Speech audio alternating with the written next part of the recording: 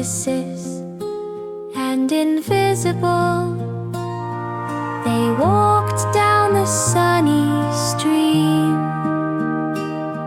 their shadow pursuit and dream pursuit, when they suddenly heard such a deep sound, such a sudden wood, delicate and soft, sleeping yawn. "What the hell?" he said, the duck. "What shall I see? It's a yawning tree under a big blue sea-ups sky." He said the tree grew high on branches, the leaves slowly sway from side to side. The two twins twisted and threw their wings. Should we join him in what he sleeps? 3. Do not take off quietly.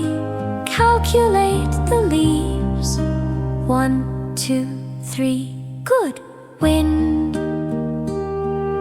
A fourth little duck tumbled on the grass. "I'll take a nap when the clouds slowly pass." So they clung to a very tall tree, listened to whispers, wind, and more. The tree is yawning again. Rubber grows and incredible friends. The duck has all the strict and happy things. The way the sun shined gently, then slowly, slowly, one at a time, they caught and attacked.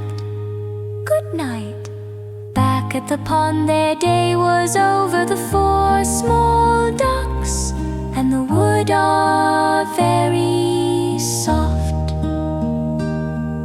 My dream was swallowed a bit by the evening air, with laughing everywhere. And if you see a sunny day, you can see the ducks in